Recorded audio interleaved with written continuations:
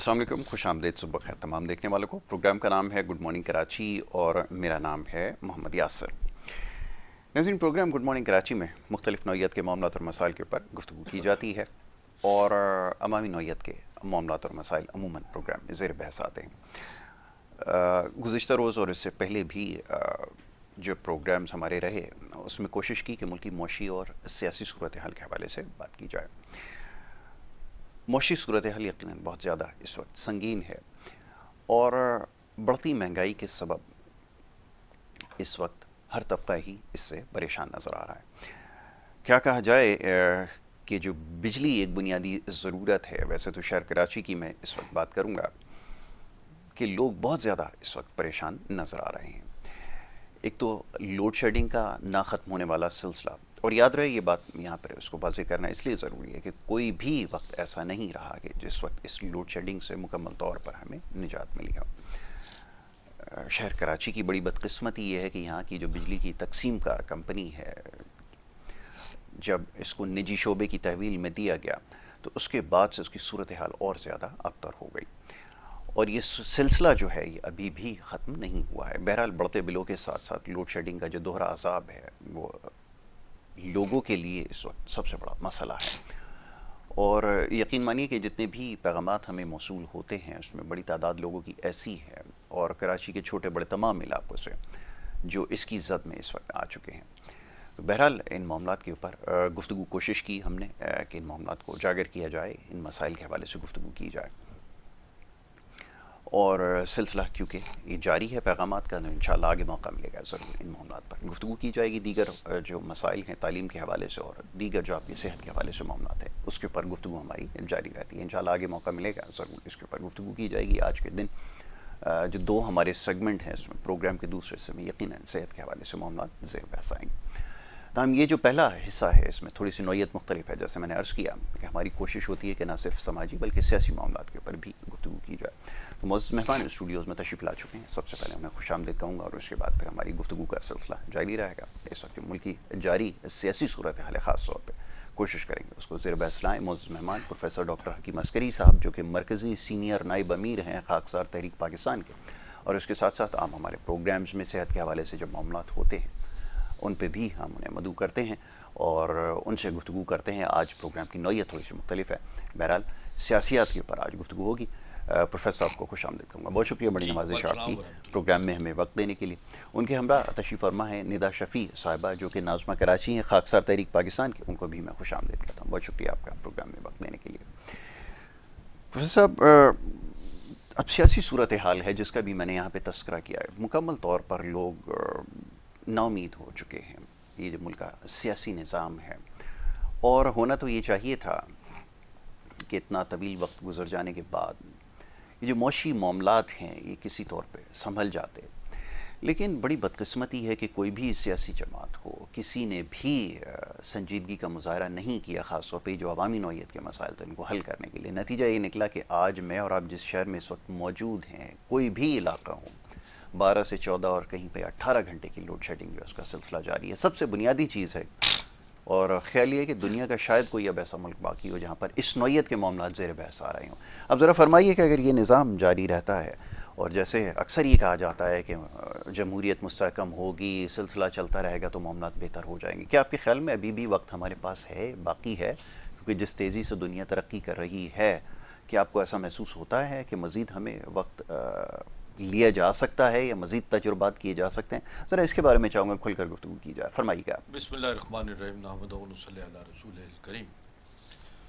यासिर साहब, बात यह है कि हमारे पास वक्त की बात आप कर रहे हैं कि अभी भी वक्त है कुछ सांस लेने का। जी, बहुत खूब, बिल्कुल ऐसा ही। समझे, बात ये होती है कि सांसें तो चल रही हैं और जो रुक रुक के सांसें चल रही हैं इस मुल्क में, शायद इस पर भी टैक्स लग जाएगा। बिल्कुल ऐसा। और इस वक्त सूरत हाल जो है, जो मुल्क की सूरत हाल है, जिसे علامہ مشرقی نے پاکستان بننے کے بعد کہا تھا کہ جس پاکستان کے بنانے میں ہم نے قربانیاں دی اور جن جانثاروں نے خاکساروں نے جانثاری کے نذرانے پیش کر کے خون اس کی بنیادوں میں دیا، میری نگاہیں دیکھ رہی ہیں کہ وہ ایک نظام ایسا لے کر آ رہے ہیں لوگ کہ جس کے پیچھے اس وقت کی ایسٹ جو گورنمنٹ تھی، جسے آپ انگریز گورنمنٹ جو تھی، انگریز بہادر جو تھا، بالکل جی ایسٹ انڈیا کمپنی جسے کہا جاتا تھا، کہ اس کے ہاتھ جو ہے پنجے ابھی تک جو ہے وہ گڑے ہوئے ہیں، بالکل. اور وہ ایسٹ انڈیا کمپنی IMF بن گئی. اب جیسے جیسے وقت گزر رہا ہے یہ پنجے گاڑے جاتے بڑھتے چلے جا رہے ہیں، یہ پنجے گڑتے چلے جا رہے ہیں اور عوام کی گردن تک یہ پنجے آ چکے ہیں. بالکل صحیح. اب مزید کسی وقت کی گنجائش نہیں ہے، بالکل ٹھیک ہے. کیونکہ جو ٹیکس لگ چکے ہیں اس میں بجلی، پانی، گیس اور تمام پیٹرول، یہ تمام چیزیں انسان کی ضروریات زندگی ہیں. بالکل. ایون کہ آپ یہ دیکھیے کہ دودھ تک پہ ٹیکس، بچوں کے دودھ پہ بھی ٹیکس لگ چکا ہے. جی ہے نا. تو اب ایسے ان حالات میں جو اس وقت ہم چاہتے ہیں کہ ہمارے ملک کے عوام جو ہے وہ اٹھے کھڑے ہوں اپنی بقا کی جنگ لڑنے کے لیے. ہم ان کے سامنے شانہ بشانہ کھڑے ہیں. پاکستان کی بنیادوں میں اگر خون دے سکتے ہیں تو پاکستان کو بچانے میں بھی خون دے سکتے ہیں. تو ہمیں تو اس وقت ہم 50-60 سال سے، میں تو 50-60 سال سے مسلسل جو ہے وہ عوام کو، لوگوں کو اٹھا رہا ہوں، بلا رہا ہوں کہ اکٹھے ہو جاؤ، متحد ہو جاؤ. یہ وقت اب اتنا، یعنی 60 سال کے بعد بھی اگر عوام کسی خمینی کے انتظار میں بیٹھی ہے تو وہ خاکسار تحریک ہے. بالکل ٹھیک. کس محمد بن قاسم کے انتظار میں بیٹھی ہے تو اس کا نام خاکسار تحریک ہے. بہت خوب. کسی عثمان غازی کے انتظار میں بیٹھی ہے تو وہاں آپ کو خاکسار تحریک ملے گی، کیونکہ خاکسار تحریک اس دور کی سب سے بڑی حقیقت ہے، جس میں علامہ مشرقی نے کہا تھا کہ سن 70-71 کی انہوں نے پریڈکشن دی تھی کہ 70 اور 71 میں پاکستان 2 لخت ہو جائے گا، کیونکہ وہ نظر آ رہی تھی کہ یہ جس بنیادوں پہ، جن تاج کے پتوں پہ کھڑی ہوئی عمارت ہے، یہ دھڑام سے گر جائے گی اور آدھا پاکستان جو ہے وہ الگ ہو جائے گا. ہم سے مشرقی پاکستان، جسے ہم بنگلہ دیش کہتے ہیں، انہوں نے آزادی حاصل کر لی. جی. جب پاکستان اور ہندوستان تقسیم ہوا تو ہندوستان کو آزادی مل گئی، لیکن پاکستان کو آزادی نہیں ملی. پاکستان میں وہی نظام، وہی لاغوتی نظام، وہی جابرانہ نظام، وہی غلامانہ نظام آج تک قائم ہے. اور یہ عوام کو یا ان لوگوں کو میں انتباہ کرتا ہوں کہ جب تک اس ظالمانہ نظام کی زنجیریں توڑنے کے لیے آپ باہر نہیں آئیں گے، خاکسار تحریک سب سے آگے ہے. قربانیاں دینے کے لیے آج بھی ہم تیار ہیں.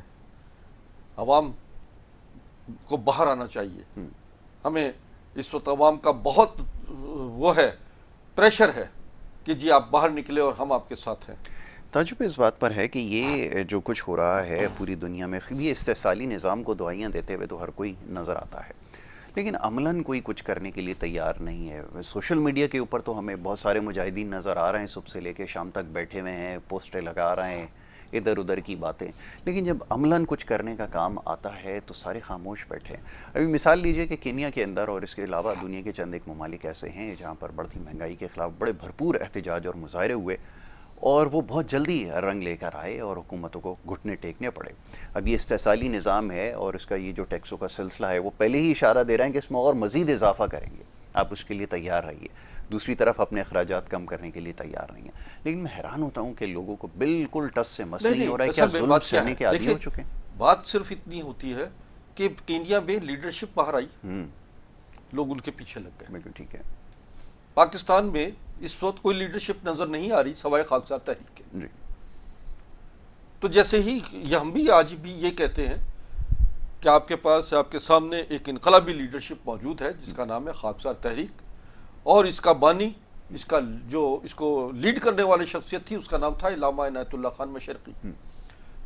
1930 میں خاکسار تحریک کی بنیادیں انہوں نے رکھی، اور اس کا مقصد یہ تھا کہ آج جن حالات سے پاکستان گزر رہا ہے، اور انہوں نے کہا تھا کہ آخری صاحبہ سب لوگوں کو آزما لو، سب جماعتوں کو آزما لو، آخر آخری صاحبان خاکسار تحریک تمہاری نظر آئے گی کہ جس کا امبریلا کے نیچے تم لوگ اکٹھے اگر ہو گئے تو پھر یہ خاکسار تحریک انقلاب پاکستان کا بنیادی کردار ادا کرے گی. جس طرح ایران میں پاسداران انقلاب تھے اور وہ خمینی کے حکم پہ چلتے تھے، اسی طریقے سے یہ خاکساران انقلاب ہے. میری نگاہیں تو دیکھ رہی ہیں کہ جو ہم عوام بزدل نہیں ہیں، دیکھیں جہاں موقع ملتا ہے عوام کو انفرادی طور پر وہ رجسٹر کر رہے ہیں، مگر اجتماعی طور پہ کیوں نہیں باہر آتے؟ اجتماعی طور پہ آئیں گے، دیکھیں بالکل آئیں گے. ابھی حالات بالکل نازک دور میں گزر چکے ہیں اور اس مقام پہ پہنچ چکے ہیں کہ جہاں لوگ خودکشیاں کر رہے ہیں، جو فرسٹریٹ ہو گئے ہیں. اور سب سے ناپسندیدہ عمل یہی ہے، بھائی آپ نے مرنا ہے تو بھائی لڑ کے مرو، موت سے لڑو، اور پھر اس کے بعد جان نثاری دکھاؤ اور اللہ کے حق سرخرو ہو کے جاؤ. اس طریقے سے جو ہے وہ خودکشی کرنے سے کوئی مسائل حل نہیں ہوتے، بلکہ آپ کے گھر کے مسائل اور پریشان ہو جاتے ہیں. ہم اس وقت بکھری ہوئی قوم کو اکٹھا کرنا چاہتے ہیں اور اس وقت ٹوٹے ہوئے لوگوں کو جوڑ رہے ہیں، اور ہم چاہ رہے ہیں کہ لوگ متحد ہو جائیں، اور انشاءاللہ ہم اس عمل کو پھر کامیاب ہو جائیں گے انشاءاللہ، یقین واثق ہے. اب یہ فرمائیے کہ کیا اس نظام میں رہتے ہوئے ہی آپ واقعتاً تبدیلی لا سکتے ہیں؟ بہت سارے دعوے دار سامنے آئے کہ جی اسی نظام کے تحت جو ہے کچھ نہ کچھ نکال لیا جائے گا. مکمل طور پہ اب یہ ناکام ہے، اس کہنے میں کوئی آر نہیں ہے، کوئی دو رائے نہیں ہو سکتی، کیونکہ لوگوں کی عوامی رائے ہے کہ جس سے اتنی امیدیں لگائیں، بارہا کوششیں کرتے رہے، لیکن اس کا کوئی نتیجہ نہیں نکلا. تو آپ کیا سمجھتے ہیں کہ کسی اور طریقے سے اس نظام کی بساط لپیٹ کے کوئی نیا نظام متعارف کرانے کی ضرورت ہے، یا آپ سمجھتے ہیں یہی جو ہمارا راسا نظام ہے اسی کے ذریعے کچھ بہتری آ نہیں سکتی جی، اس نظام کے تحت یہ تو نظام جو ہے وہ کرپشن پیدا کر رہا ہے.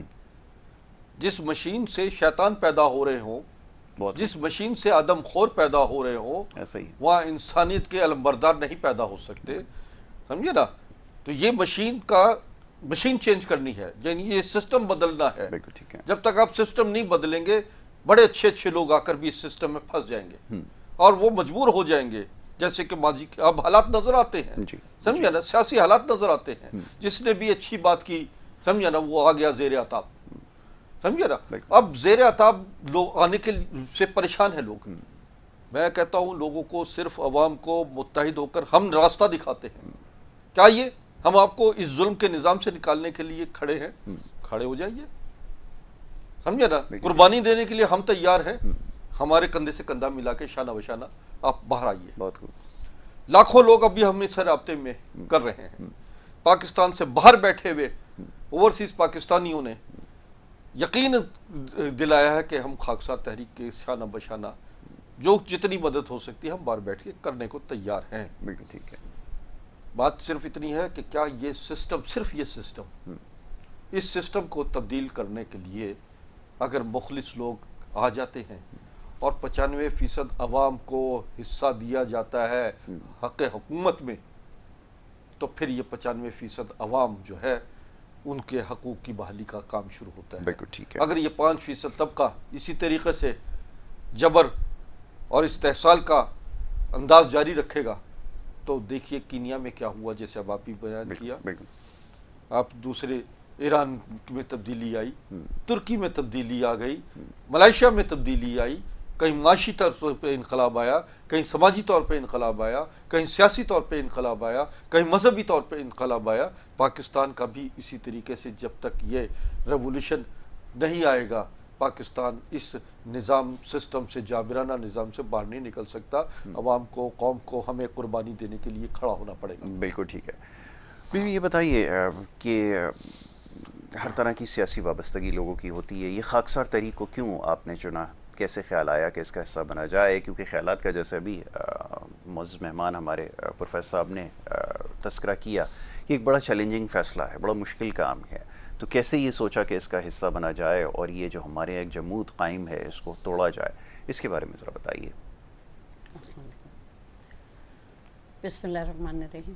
نہیں، یہ میں نے چنا نہیں، میرے والد جمیل احمد خان صاحب اس تحریک کا حصہ تھے، اور پاکستان جب بنا تو ماشاءاللہ میرے والد یہاں آئے اور میرے والد نے کافی خدمت کی. تحریک ہماری جو ہے کافی مضبوط تحریک ہے، पाकिस्तान बनाने में आपको सबको पता है, रटा हुआ है, बच्चों को भी पता है कि पाकिस्तान बनने में ये तहरीक खाकसार का बुनियादी वो था। ठीक है, कामयाब तहरीक है माशाल्लाह। दूसरी ये कि मुझे ये कहना है कि सियासत के मुतालिक अब मैंने दाखिल नहीं हुई, जो वालिद का कार्ड अभी तक मौजूद है माशाल्लाह, सारे कागजात मौजूद हैं कि जो उन्होंने वर्किंग की अल्हम्दुलिल्लाह वो मेरे पास मौजूद है अभी तक। तो बात ये है कि ये तहरीक जो है, हम लोग बैठे हुए थे आराम से, बिल्कुल हमें तो कोई नहीं था, हमने कहा चलो निज़ाम, मगर ये निज़ाम इतना ज़्यादा तल्ख हो गया, आवाम का जीना दोबर हो गया, तरक्की की कोई राह किसी भी शोबे में नज़र नहीं आ रही। जॉबलेस लोग हैं, नशे के आदी हो गए हैं, मुल्क जो है सिर्फ पाकिस्तान का एक दूसरा नाम भी है, मसले से भरा हुआ पाकिस्तान, मसले से भरा हुआ पाकिस्तान। मैं सोशल वर्कर हूँ और मैं इस वक्त तहरीक अपनी लेकर जो चल रही हूँ, तहरीक के अलावा जो मैं सोशल वर्किंग कर रही हूँ वो मैं ये जो कराची के मुख्तलिफ इलाकों का सर्वे कर रही हूँ। ना पानी है, ना बिजली है, ना गैस है, और पेट्रोल का हाल देख लिया, स्ट्राइक चल रही है। तो इस तरीके से हम, और सेहत का कोई उसूल नहीं। अभी आपने देखा कि वहाँ कंदकोट में कचरे पे औरत ने बच्चे को जन्म दिया। तो इस तरीके से ये हाल है। और बताए 22 अरब रुपया जो है वो एम्बुलेंस के लिए मख्सूस किया। अभी असम्बली का हाल हम तमाशा देख रहे होते हैं, हमें उसमें अपना तो कुछ नज़र नहीं आ रहा, अवाम के मुतालिक कुछ नज़र नहीं आ रहा। वो उनको ऐब गिना रहे हैं, वो उनके ऐब गिना रहे हैं। वो कह रहे हैं इतना अरब रुपया तुमने लिया, कहाँ लगाया, ये तो तुम्हारा बनाया हुआ ये है एजेंडा। वो पेश कर रहे हैं, हम देख रहे हैं, हम जो है अदालतों का निज़ाम देख रहे हैं, वहाँ पर हमारे जज साहिबान अपना आकर अपना फ़र्ज़ निभा रहे हैं माशाल्लाह, सीट पर बैठकर हा हा हा हा प्यारी सी एक मुस्कुराहट हंसी वो हमें सुना रहे हैं। और वहाँ पर फिर वो डेड इन ऑफिस हो जाता है, मैं समझती हूँ कि जो मामला है, और फिर वो वकील को कहा जाता है ये सवाल अच्छा नहीं। वो हमारे लिए कोई भी चीज़ नज़र नहीं आ रही। हम आइन को भी देख रहे हैं, हम जो है अपने ये असम्बली को भी देख रहे हैं, जो कौमी असम्बली कहलाती है। उधर कौम नहीं है, उधर सियासतदान बैठे हैं अपनी दुकान चमका रहे हैं, land cruiser, Prado, we go, Revo, और प्रोटोकॉल के साथ, भारी प्रोटोकॉल के साथ निकल जाते हैं। ठीक है, हमारा उसमें कोई जिक्र नहीं है, हम किसी भी कोने पे नजर नहीं आ रहे, हम किसी भी सियासतदान के अमला इन्होंने इतना बढ़ा लिया है, इतना ज़्यादा अखराजात असम्बली के आप देखें।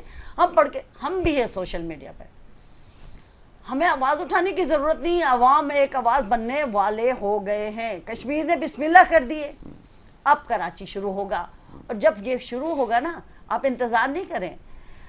ये पैमाना रखा है, ये गिलास रखा है, इसको कितना पानी आप भर सकते हैं, यकीनन इतना पानी। इस तरीके से पैमाना लबरेज हो चुका है, लोगों के जज्बात अब ज़बान पर आ चुके हैं, उनको डराया धमकाया जा रहा है ताकत के ज़रिए। उन्होंने एक इस्तेमाल किया है, एक डेट को इस्तेमाल किया है, उस पर प्रेशराइज किया है। पाकिस्तान में कोई दहशतगर्द नहीं, हम एक मजबूत कौम है, हमारी फ़ौज बहुत ज़बरदस्त फ़ौज है माशाल्लाह, नंबर 1 फ़ौज कहा जाता है।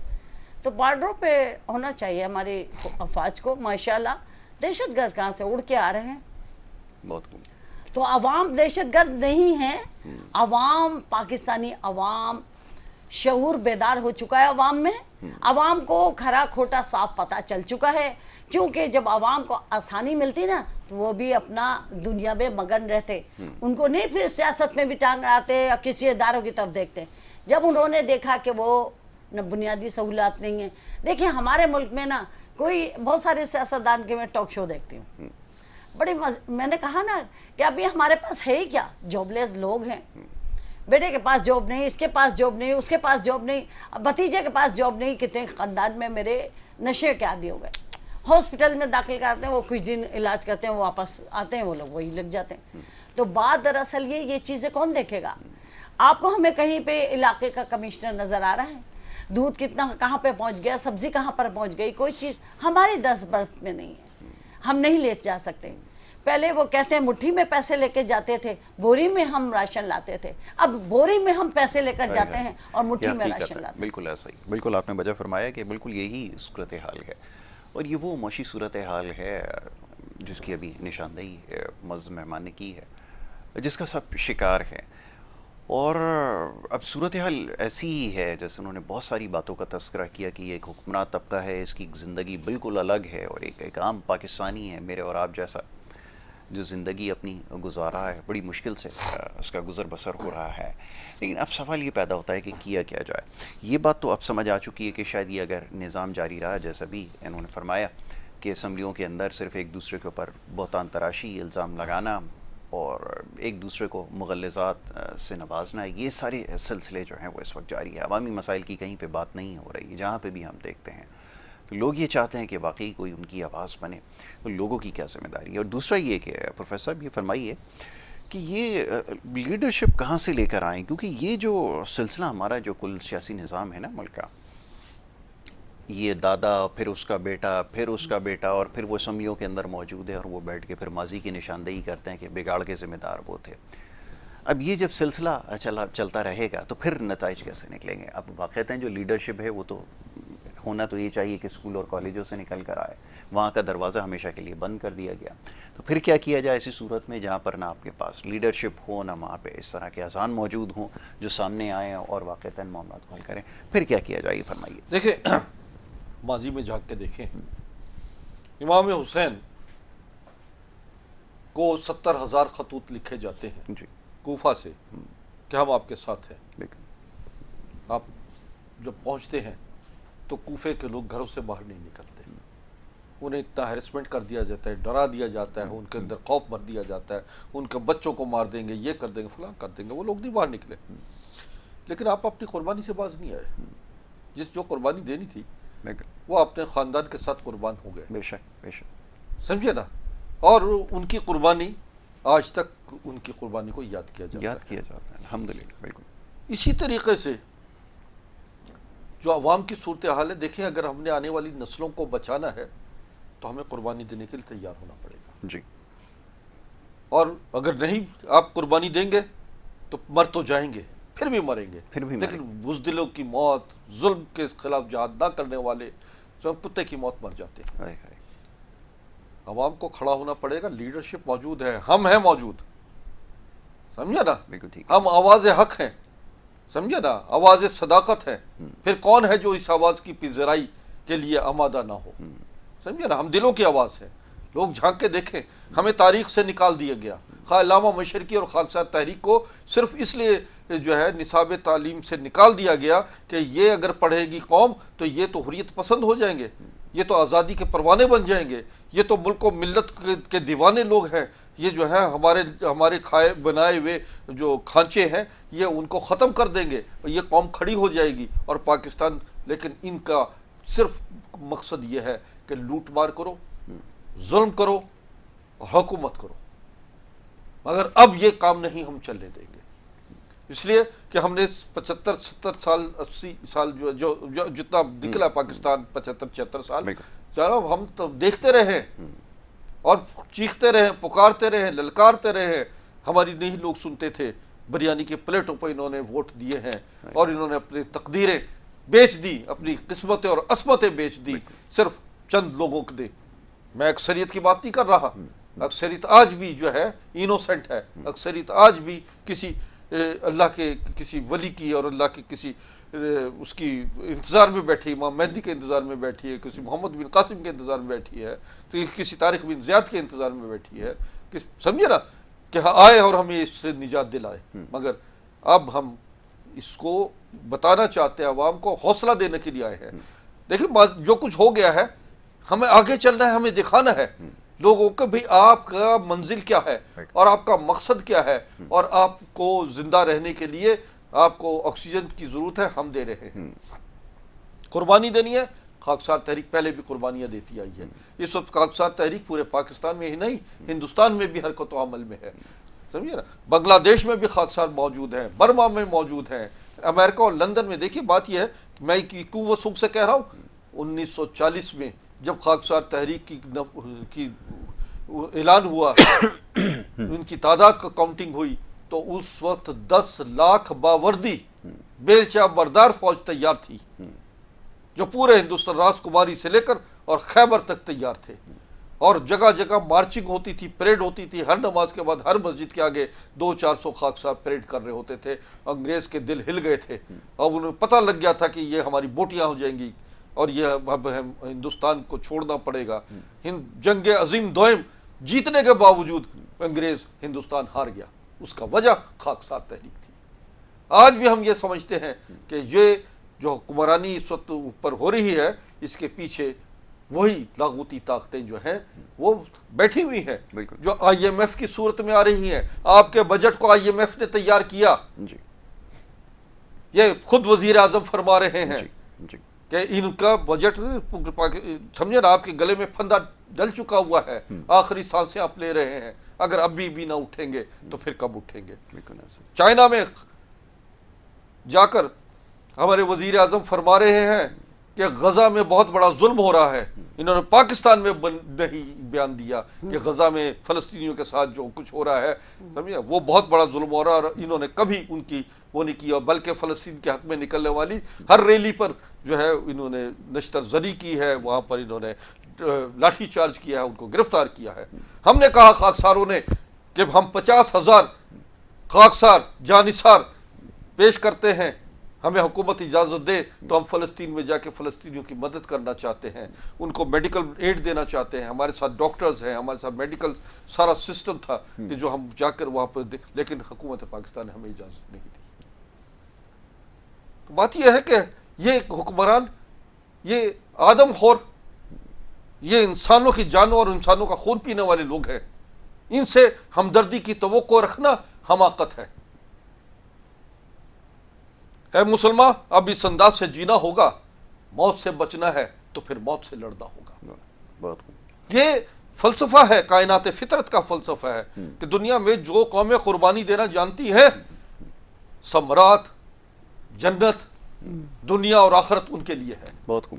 اب سوال میرا آپ سے یہ ہے کہ جہاں پر معاملات اس حد تک بگڑ چکے ہوں کہ ہمارے یہاں تقسیم در تقسیم ہے، کسی بھی آپ جگہ جا کر دیکھ لیجئے، کسی بھی خطے میں چلے جائیں، کسی کونے میں چلے جائیں، قصبے میں چلے جائیں، تقسیم ہی تقسیم آپ کو نظر آتی ہے. اور باقاعدہ اس کو ایک بڑے آرگنائز طریقے سے یہ سب کچھ کیا گیا، جیسا بھی آپ نے بتایا کہ ان کا ایک غلبہ رہا، ان کا تسلط تھا انگریز بہادر کا، اور وہ یہ سکھا کر گئے کہ اگر یہ تقسیم در تقسیم ہوتی رہے گی تب تک تم اپنا کام کرتے رہو گے. اور وہ اس حد تک کلیہ ان کا کامیاب رہا کہ آپ کو اب گلی محلوں کے اندر تک تقسیم نظر آتی ہے. تو سب سے پہلے سوال یہ پیدا ہوتا ہے اس تقسیم کو کیسے ختم کیا جائے گا، کیونکہ یہاں پر جیسا بھی آپ نے بتایا ایک بریانی کی پلیٹ پہ آج بھی کل پاکستان میں جو برائے نام ووٹنگ ہوتی ہے یا منتخب کیا جاتا ہے لوگوں کو، وہ تو اسی بنیاد پہ کیا جاتا ہے کہ ہماری برادری کا ہے، وہ تمہاری برادری کا ہے، تم اس کو ووٹ دو گے، ہم اس کو دیں گے، تم فلانا زبان بولنے والے ہو، ہم فلانا زبان بولنے والے ہیں. اب تو نوبت یہاں تک آ گئی ہے کہ ایک دوسرے کے علاقے میں جانا جو ہے وہ محال ہے، بلکہ تقریباً اب ناممکن ہو چکا ہے. جب ایسی ساری صورتحال پیدا کر دی گئی ہو تو پہلے اس تقسیم کو کیسے ختم کیا جائے، کیونکہ یہ تو لوگ سمجھنے کے لیے تیار نہیں ہیں. بار بار یہ بات بتائی جا رہی ہے، ہر فورم پہ یہ بتانے کی کوشش کر رہے ہیں کہ خدا رہا اس تقسیم کو اب ختم کر دو، کیونکہ یہ تقسیم کرنے والوں کا یہی ایک ایجنڈا ہے کہ جب تک تم تقسیم رہو گے، ان کو پتہ ہے کہ یہ اس حد تک تقسیم ہے کہ کبھی بھی ایک ہو کر، آج پورے شہر کے اندر بلکہ پورے ملک میں پیٹرول پمپس بند ہیں، لوگوں کو میں نے دیکھا سڑکوں پہ کھڑے ہوئے ہیں، لیکن تیار نہیں ہے. اب یہ بتائیے جب ایسا مزاج ہو، جب یہ صورتحال ہو، تو یہ تقسیم کا جو معاملہ ہے اس کو کیسے ختم کیا جائے، فرمائیے. دیکھیں، پاکستان سے بننے سے پہلے بھی یہ آغاز ہی انگریز نے تقسیم، ان کی حکمرانی کا طریقہ کار ہی یہی ہے کہ آپس میں لڑوا دو، سمجھے، ہندو سکھ عیسائی مسلمان کی تقسیم کر دی، اور انہوں نے آپس میں مسلمان کو ہندو سے لڑوا دیا. جس ملک میں ہم نے 1145 برس حکومت کی،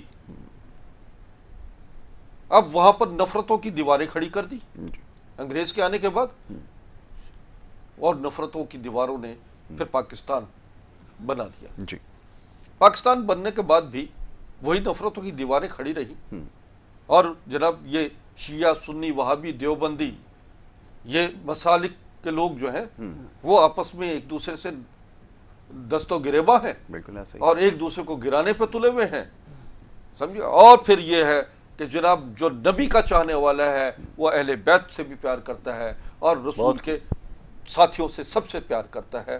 بھائی اسلام 3 چیزوں کا نام ہے، خدا، رسول اور قرآن. ان 3 چیزوں پہ سے انحراف کرنے والا شخص دائرہ اسلام سے باہر ہے. باقی آپ کی لازمیت ہے کہ جو قرآن سے رسول سے اور خدا سے پیار کر رہا ہے تو رسول سے اور خدا سے پیار کرنے والے جو ہے اہل بیت سے بھی پیار کرتے ہیں، اصحاب اکرام سے بھی پیار کرتے ہیں، ان کے نقش قدم پہ چلتے ہیں، ان کے نام پر لوگوں کو قتل نہیں کرتے۔ بہت خوب، بہت خوب۔ قتل کرتے ہیں جو خدا کا دشمن ہے، ہم اس کے دشمن ہیں۔ بہت بالکل ایسا ہی سمجھے نا؟ تو تقسیم در تقسیم کا مرحلہ جو ہے وہ سندھی، مہاجر، پٹھان، بلوچی، کشمیری اور پنجابی پر آ گیا کہ جناب بات یہ ہے کہ ہم ایک جگہ بیٹھے ہیں۔ آپ دیکھتے ہیں ہم ایک جگہ، میں کل کے ایک علاقے میں گیا ہوا تھا، وہاں بلوچ بھی تھے، پٹھان بھی تھے، سندھی بھی تھے، مہاجر بھی تھے، ہر خطے سے تعلق رکھنے والے گلگت کے لوگ موجود تھے۔ کوئی نفرت نظر نہیں آ رہی تھی، بلکہ بھائی یہ بجلی کا بل سب پر آ رہا ہے، یہ پریشانیاں، یہ عذاب، یہ مہنگائی، یہ پیٹرول، یہ تعلیم، یہ صحت کے مظالم جو ہے یہ سب پوری قوم سہ رہی ہے، تو تقسیم کیا ہو گیا؟ بلوچستان میں جو کچھ ہو رہا ہے وہ اسی ناانصافی کا حصہ ہے۔ سندھ میں، اندرون سندھ میں جو کچھ ہو رہا ہے وہاں بھی ناانصافی ہو رہی ہے۔ کراچی میں جو کچھ ہو رہا ہے یہ بھی کوئی منصفانہ نظام نہیں ہے، ہر جگہ سے لوگوں کے گریبانوں میں ہاتھ ہے، جیبوں میں ہاتھ ڈالا ہوا ہے حکومت نے، سمجھے نا؟ ان کی عزت، ان کا جان اور مال، ان کی آنے والی نسلیں محفوظ نہیں ہے۔ بالکل ٹھیک ہے۔ محترمہ یہ فرمائیے کہ ابھی خواتین کا کردار بڑا اہم رہا ہے، اور ہمارے یہاں سے ماشاءاللہ ارسطو بڑے پیدا ہو گئے۔ ایک میں سن رہا تھا، ایک ارسطو خواتین کے بارے میں نہ جانے کیا کچھ کہہ گئے، خیر اللہ سب کو سمجھ اور ہدایت دے۔ تو بڑا کردار رہا ہے، اور میں بڑا قائل ہوں کہ کسی بھی معاشرے کی ترقی کے لیے، خاص طور پہ ہمارے یہاں جیسا نظام ہے نا، اس میں خواتین بڑا اہم کردار ادا کر سکتی ہیں۔ بہترین مینجمنٹ بھی ان کو آتی ہے، معاملات کو بھی سمجھتی ہیں، اور مردوں سے کچھ معاملات میں بہت زیادہ آگے ہیں۔ تو ان کو کیوں فائدہ نہیں اٹھایا جا رہا؟ اب میں آپ سے بحیثیت ایک، آپ خود خاتون ہیں، خواتین کو اس طرف مائل کرنا، ایک صحیح راستے پہ لے کر آنا، صحیح راستے سے مراد یہ کہ اپنا جو یہ گھرداری اور دیگر معاملات ہیں اس کے علاوہ بھی ایک ان کی بڑی اہم ذمہ داری ہے، اس طرف لانا ہے بڑا ضروری ہے۔ اس کے لیے آپ کیا کردار ادا کریں گے، یہ ذرا فرمائیے۔ جی، ایک ارسطو نے جو 95% جو خواتین کو تحفہ دیا، جی ماشاءاللہ میں اس سے بھی واقف ہوں۔ 95% کیا 100% کیوں نہیں کہا؟ 100% جاہل ہیں، 100% نہ سمجھیں۔ پہلے آپ کی امی بھی تو جاہل ہیں، تبھی تو آپ کی اچھی تربیت نہیں کی۔ اچھا، آپ کی بہن بھی صحیح نہیں تھی، تبھی تو انہوں نے وہ پیار نہیں دیا کہ آپ آگے جا کے ان کی رہنمائی کرتے۔ پھر اس کے بعد آپ کی وائف بھی بہت جاہل ہے، ٹھیک ہے؟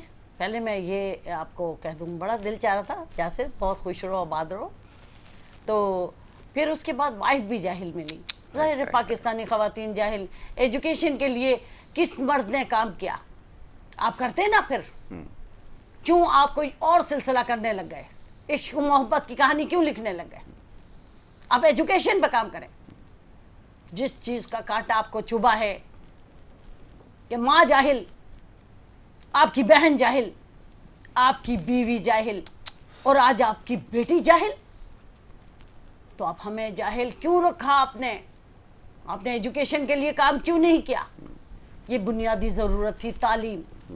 تعلیم ایک عورت کے پاس ہوگی تو وہ خاندان کو لے کے چلے گی، شوہر بگڑا ہوا اس کی اصلاح بھی کرے گی، پھر وہ کیا نام ہے اپنے بیٹے کی اصلاح کرے گی، معاشرے کی اصلاح کرے گی۔ تو واقعی نقطہ اچھا اٹھایا، مگر طریقہ غلط تھا۔ نقطہ اچھا اٹھایا ہے مگر طریقہ غلط تھا۔ جب ہماری یہاں خواتین کو ایک موٹر وے کا واقعہ بھی گزرا خواتین کا، تو اس پہ ایک ہمارے لیڈر تھے، انہوں نے کہا کہ خواتین اگر یوں کر لیتی تو شاید ایسا واقعہ نہیں ہوتا، اور ٹائم کو یاد ہے پولیس چیف فرما رہے تھے کہ ایسا کرنے جانے کی ضرورت ہی نہیں تھی، موٹر وے پہ چڑھنے کی ضرورت نہیں تھی، اور وہ لباس نہیں پہننا تھا، تو خواتین گھروں سے نکل کے باہر آ گئیں، اور انہوں نے فرمایا کہ یہ کیا کہہ دیا۔ تو بات دراصل یہ خواتین کو صرف چھیڑنے کی دیر ہے۔ پھر آپ ہماری خواتین کو جد و جہد دیکھیے۔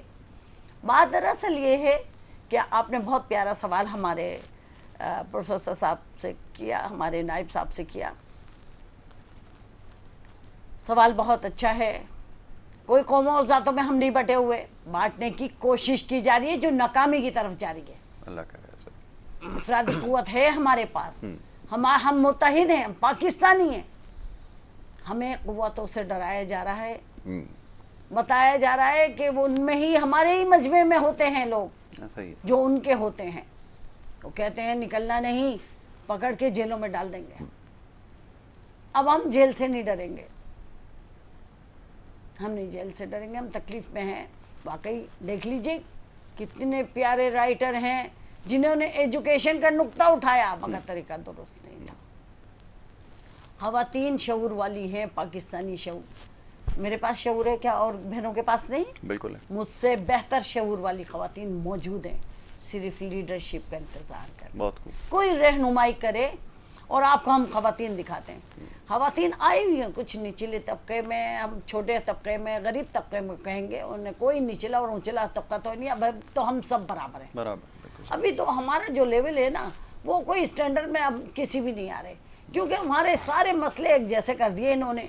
ڈیم ہمارے پاس نہیں، ہماری سوئی، ہاں میری بات ادھوری رہ گئی تھی، معاف کیجیے گا یاسر صاحب، کہ ہمارے جو شو ہم دیکھ رہے ہوتے ہیں یہ اپنا ان کا جو آ جاتے ہیں اور وہ ہنس بھی رہے ہوتے ہیں، یہ میرے بھائی، یہ میرے ساتھ پڑھے ہوئے ہیں، یہ میرے بھائی ہیں، یہ میرے بھائی ہیں۔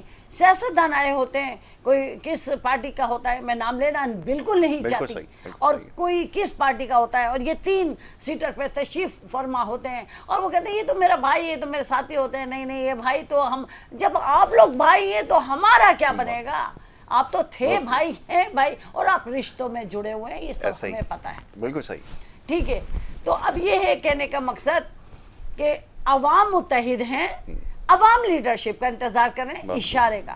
ابھی ہم لوگ جو نکل رہے تھے بجلی کے لیے، ہمیں کہا گیا، بجٹ کے لیے کہا گیا، ہم نے کہا رہنمائی کون کرے گا؟ بولتے عوام کو رہنمائی کی اب ضرورت نہیں ہے، تکلیف آپ کی ہے، نکل پڑو۔ بالکل ٹھیک ہے، میرا رب قرآن میں فرما رہا ہے جو قومیں اپنی مدد آپ نہیں کرتی ان کی مدد تو میں نہیں کرتی۔ بہت خوب، بڑی اچھی بات آپ نے کہی ہے، وقت محدود ہے، بڑی اچھی گفتگو آپ نے کی ہے۔ اب سوال یہ پیدا ہوتا ہے کہ یہ جو سیاسی جماعتوں کے اب احتجاج ہیں نا، یہ بڑے علامتی سے ہو گئے ہیں کہ وہ احتجاج ہوتا ہے ایک دن اور اس کے بعد پھر یہ بات کیا ہے؟ جی ایگزیکٹلی میں اچھی بات کی، وقت کی قلت کے باعث میں چاہتا ہوں کہ مکمل ایک بات کر لی جائے۔ ضرور کیجیے۔